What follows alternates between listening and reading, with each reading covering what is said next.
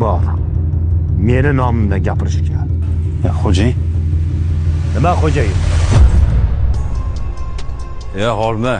Tezlashtiringlar, hozir mashina keladi, yuklash kerak hamma mollarni. Abduqodir aka, sizdan bir narsa so'ramoqchi edim. Nima gap? Tez gapir.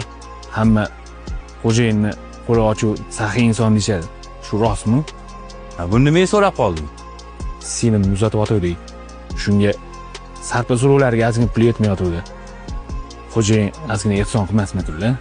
So'rab beramizmi? Jonga tegdilaring hammang. Xo'jayinni pul zavodi bormi sallaga?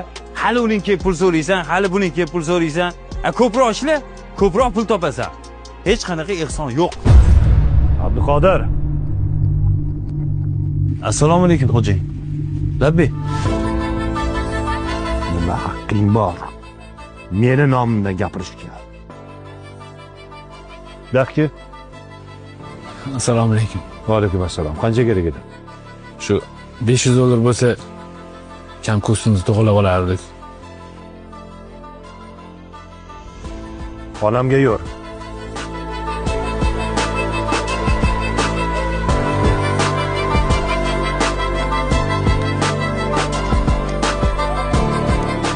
Oborib ber.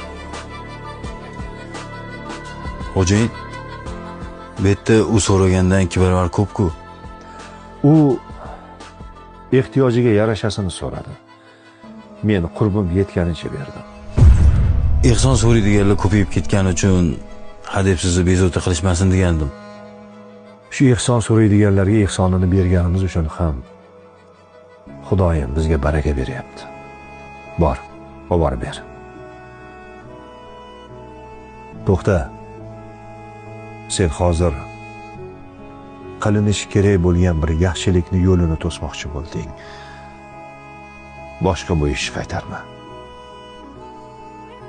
Odamlarning quvonchi bilan yashashni o'rgan. Tushundim.